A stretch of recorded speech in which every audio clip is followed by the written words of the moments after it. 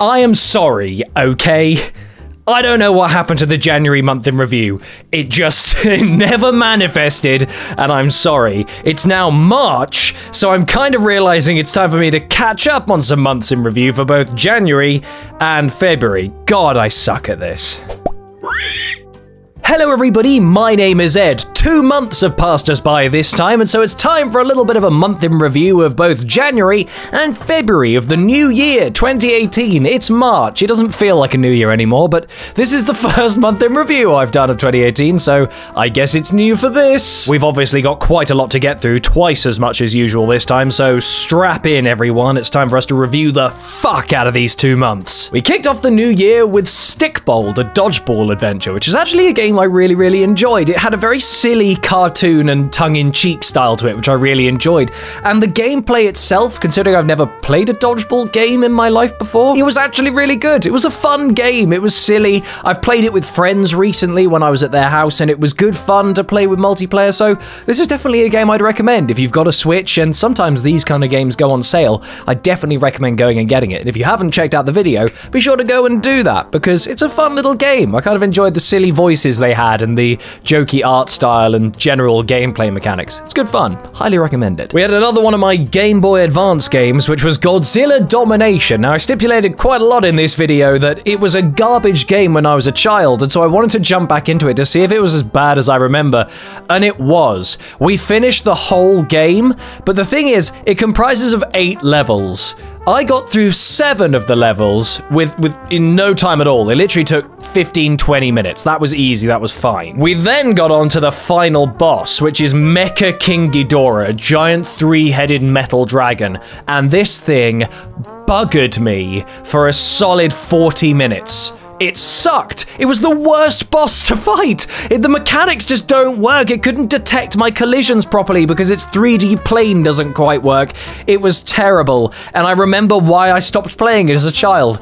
But regardless of all that hatred, I loved playing it again. I like playing these nostalgia games, and unfortunately, quite a lot of the games I want to play are really long. And so the kind of games that we have played for the Game Boy Advance were the kind of bite-sized thing I could jump in and briefly show you a snippet of my childhood of.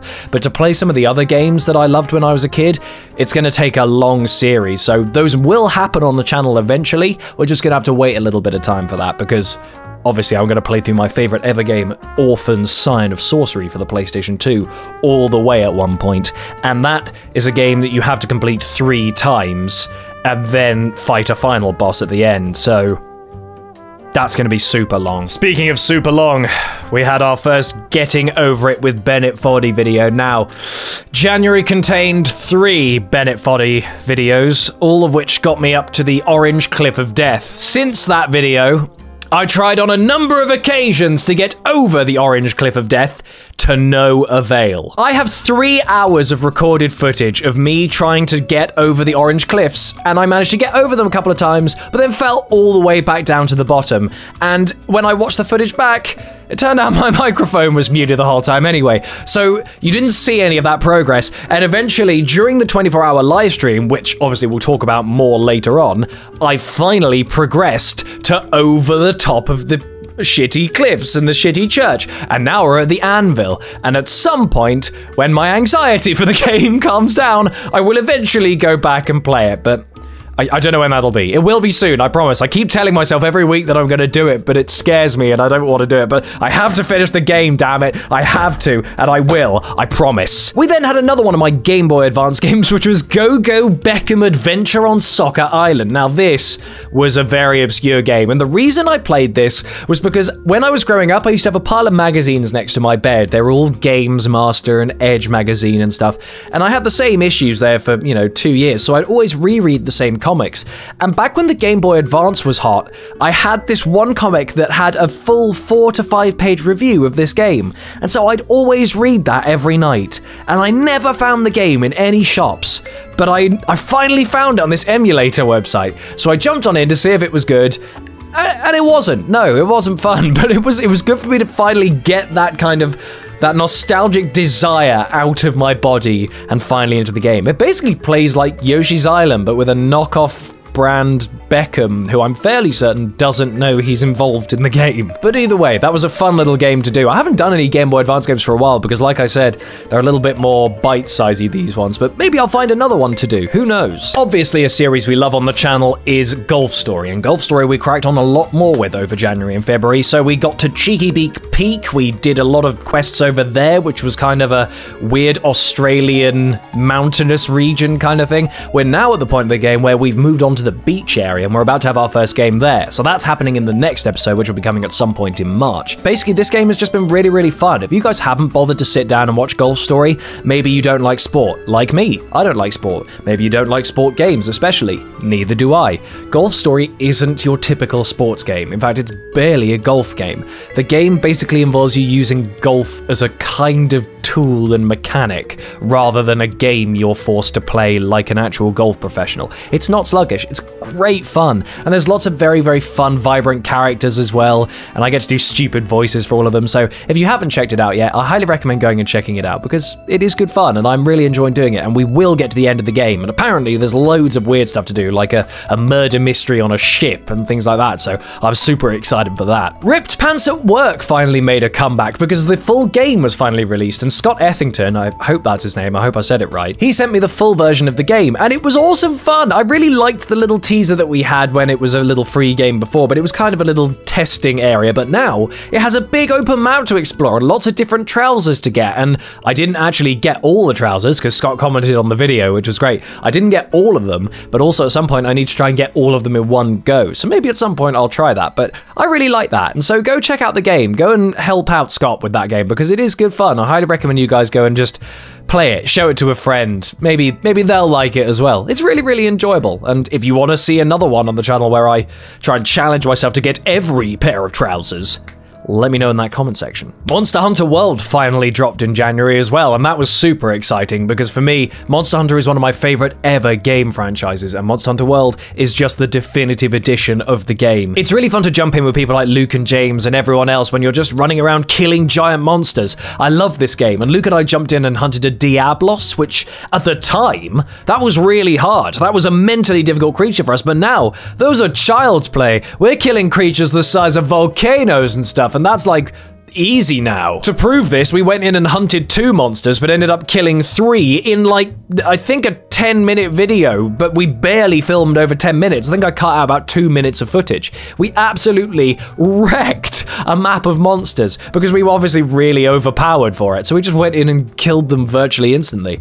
But it's things like that that I really like about the game. I like going in with friends, especially against a more challenging monster, using the bow, someone's the ranged guy, someone's the hammer guy, someone's hitting it up close with a sword all the time. I love that kind of teamwork, and so I'm super excited to get it. And if you guys have it as well on PlayStation 4, I'll put my PlayStation Network name in the description below. Make sure you add me, because we're always looking to play with more people in the Monster Hunter realm. Speaking of awesome games, we finally got into Sea of Thieves. Sea of Thieves is probably one of the best games I've ever played. When I played it at E3, it was this... Basically, it was combat that we were doing. We were just doing the thing where you were sailing around and doing combat. I wasn't aware that the point was actually going from island to island, hunting with a map, digging treasure up, taking that back and getting stuff from that. That is so cool. Playing with friends is amazing. Spammels and I have jumped in together on a number of occasions for streams and things, but I've also managed to get my brother involved in the first videos on the channel. Jack and I jumped into Sea of Thieves together, and it was great fun. Sea of Thieves is just a perfect game in terms of just playing with other people and going and having an organic adventure. You get given a voyage, you vote for which voyage you guys want to do, you get a map or a clue, you go to where the map or the clue is pointing to, you find the chest, you dig it up, you take it somewhere else. Maybe if you're there, you'll stumble across another pirate ship. Maybe they'll have treasure, or maybe they'll steal yours, or maybe while you're hunting for treasure, you'll stumble across another map that's in a bottle. And that kind of stuff is so cool. It feels so organic and alive, and I know it's a meme now to comment on the water, but fuck me, the water! The water looks absolutely incredible. You feel like you're part of this huge ocean. I mean, looking at things like Wind Waker, back then the ocean felt big and it felt like it looked very natural, even if it was in its cartoon stylized thing, but this, it just looks turbulent and it looks rough, and like the raw power of nature is kind of embodied in these beautiful, smooth graphics. It's great, and I highly recommend everyone who has an Xbox and who has a PC goes and gets this game, because if you have friends who have PC but also also have friends who have Xbox and not a PC, you can play together. It doesn't matter. My brother has an Xbox One, and that's how we did the videos together. I was playing from here, he was playing from the Xbox at home. And it's amazing that you can do that now, and I think it's great. And honestly, it is just such a pure game. Please go and support it when it does come out. Rare have absolutely nailed it. The other series we started through January, February, well, it was actually February, but the other series that we started was Shadow of the Colossus for the PlayStation 4. Shadow of the Colossus was a game I only dabbled with it for a tiny amount. And as a child, I didn't appreciate it enough. So now, as a PlayStation 4 remaster that looks gorgeous and feels a smidge better than it must have done when it was on PlayStation 2, it's an awesome series to do. And I wasn't sure if I was going to do the whole game, but I jumped into the first episode and just adored every moment of it. It's just, like Sea of Thieves, it's a very pure essence of a game. They tell you to go and hunt monsters, you go and hunt the monsters, and that's the game. It feels very organic in the way that you have to look for them because you stumble across a ruin and go, well, what's this ruin? I'll hold up my sword, and then boom, giant moose cow thing bursts through. I've adored what we've played so far, and I'm intending to try and get all 16 Colossi throughout the series and finish the whole game. It might take a while, but I'm hoping it's going to be fun. I'm hoping you guys will watch it. If you haven't checked out Shadow of the Colossus yet, please do go check out the 2 episodes that we got up on the channel, because I'm looking forward to doing more, and I'd love it if you guys could comment on it and tell me your favorite ones and tell me things that I can do in the game, because I don't know enough about it. Random Sean actually told me a shit ton of stuff that I needed to know about fruit and about the little skinks or whatever they're called, the little lizard things that you need to make your grit meter better. I didn't know all this stuff, so I need more help, so please support that series. Also, we finally got that Jenny B on the channel. Jenny and I jumped into Yoshi's Woolly World, which is a game for the Wii U that she actually lent me a while ago because she doesn't have a Wii U, and she was like, well, we could play it at yours sometime. And I've always wanted to get her on the channel, and eventually a moment came up where we thought, fine, let's get you on. So we sat down and we played 40 minutes of Yoshi's Woolly World, and there was a hideous delay for some reason because the Elgato was acting up, and so it was very hard to play, and it was very frustrating. But Jenny's very sweet and very easy to watch, and she's very likable, whereas I'm the grumpy asshole on the other side who's, getting a bit fed up. So I really like the energy of that video. I thought it was really, really fun, and actually Jen and I are planning to do some more videos together as well, because obviously you guys definitely enjoyed having her in a video. We're probably going to do some Katamari Damacy, or one of the Katamari games together, because we both really love that and would like to play it together on the channel. So if you guys have any other games that you'd like to recommend Jen and I play together, let us know in the comment section below, because we might have some fun with it. Maybe she'll do a stream as well. Also, her brother Bing has asked to maybe try and come on and do a Monster Hunter stream, so maybe that'll happen at some point. Who knows? Nobody knows. Everything's up in the air. As well as the video on demand throughout the last 2 months, we've obviously had a massive amount of live streams, and Twitch is something that we've started doing way more on the channel, and I love Twitch. Twitch is a very liberating place to go and do live streams. I can listen to Spotify while we play games, and we can just sit and chill, and you get the custom emojis with the Edgasm and stuff if you're a subscriber, and I love all that. And you guys have been so encouraging. You got us over the affiliate level, and we managed to get to the point where you guys can subscribe and you can give bits and stuff, and it's amazing. And I love that you guys were generous enough to help us out and lift us to that point where we're finally in a capacity where Twitch recognize us in some degree, and that's really, really neat. But obviously we do loads of streams still here on the channel. Every Tuesday and Thursday there'll always be streams unless something comes up in my life. But some of the streams that we did do throughout the months involved the Luke and James Play getting them to 1,000 subscribers stream. Now, YouTube throughout the last couple of months implemented their very irritating rule where they suddenly cut off everyone under 1,000 subscribers and everyone under 4,000 viewing hours to be in their partner program. This was incredibly frustrating for quite a lot of our friends because a lot of them were just slightly under that threshold, whether it was in terms of hours or just the subs.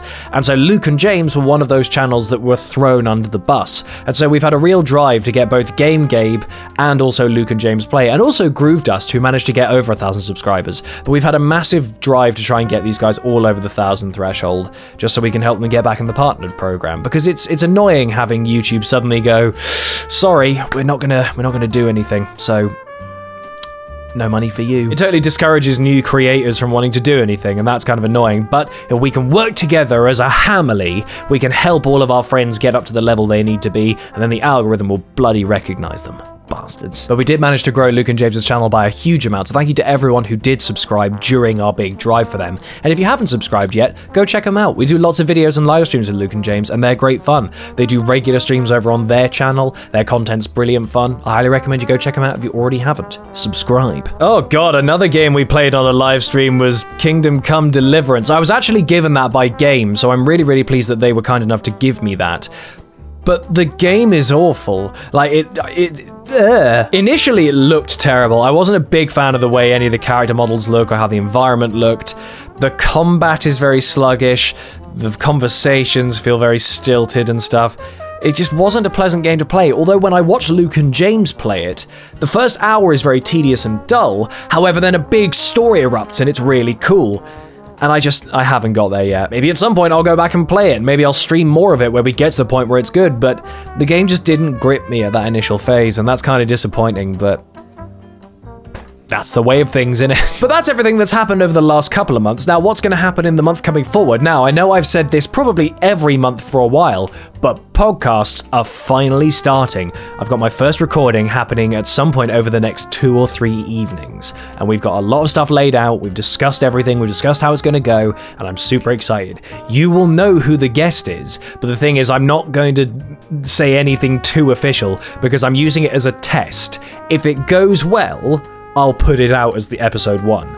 But if it doesn't and my format needs tweaking, you won't hear it. So I don't want to spoil who the first guest is, but he likes Pokemon and has blue hair. That'll keep them guessing, they'll never figure it out. But I'm really excited for the podcast to finally start. And also, I've been chatting to my friend Tom, who's a comedy writer, and we've been throwing some ideas around for things that we want to try and actually work together on and produce. And whether they're going to be game related or not, they'll probably come out through GameHog. So if you guys are wanting to see some original comedy material, it might be coming to the channel. It might just not be too much to do with video games. There will be some video game sketch stuff, I hope, if we can conceive some that's funny, you know. What's the point of comedy if it's not funny? I mean, look at GameHog. Comedy gaming channel, my ass. Right, anyway. So yeah, the podcast is definitely going to be coming within the month of March, and also maybe some comedy sketches in the next couple of months, and I'm super excited to get those things going. And also I'm going to try and give a little bit of a fresh kick to some new series ideas. I'm liking doing some of the standard Let's Play series of games that I want to play, but I also want to try doing some more adventurous series, you know, like the narrated PUBG, which in episode 4 is going to be coming to you very, very soon. I've actually planned some of it out recently, so more stuff to look forward to in March. What did you guys enjoy through January and February? Was there anything on the channel that you loved? Was there anything you didn't like? Was there anything that you think I should change as the channel goes forward? Let me know all of your thoughts in that comment section below, and thank you very much, guys, for watching. I really like doing these month in reviews, even if I forgot January's one. I'm sorry again. I didn't mean for that to happen. It just slipped my mind entirely. I think it was, oh, that's why. It was because it was around the new year and I was on break and I forgot. No, that would have been December's. Okay, no, I don't have an excuse. Finally, before I go, there's one thing I did want to leave to the very end to discuss, and that was the 24-hour stream that we did to celebrate 2 years of GameHog. That was obviously exhausting, but it was some of the most fun I've had on the channel. It's the first time I've done a 24-hour stream solo, because we did one on GameHog before, but it was back in the old studio. We had loads of people, including Luke and James there, and so it was a massive group effort. And this time, it was just me in this room and a whole bunch of you guys who sat around for the entire thing, and you guys were incredibly generous with all of your donations, and actually you guys managed to bring the HTC Vive back into the world of GameHog, and I managed to get games as well with some of the donations, so there's lots of VR content that's going to come. The last thing I'm just setting up is making sure it looks good when I film it and make sure it sounds good, because I don't want it to be crap content, but there's going to be loads of VR stuff coming back to the channel, and I'm really excited for that. And I had a little bit of an emotional moment midway through. I'm going to blame it slightly on tiredness, I guess, a little bit, but I got very overwhelmed by the fact that you guys showed your support in such an incredible way, beyond the fact that you guys are always showing your support. I mean, you know, I don't get paid by YouTube to do this job. This job comes out of my pocket, and so when I do this for you guys and you donate, it's amazing because it makes it all worth it. Even if I'm not getting ad revenue or things like that, it makes it show that there are people who watch and people who care and people who want that content to be there. And so as long as you guys are always there to watch, I'll always be here to make it. And it doesn't matter about views, doesn't matter about subs, doesn't matter about AdSense. What matters is we're all having fun, and GameHog will always be a thing as long as that is still a thing. So guys, thank you very much for watching this month in review. Take care, and we'll see you in the next one. Bye-sies.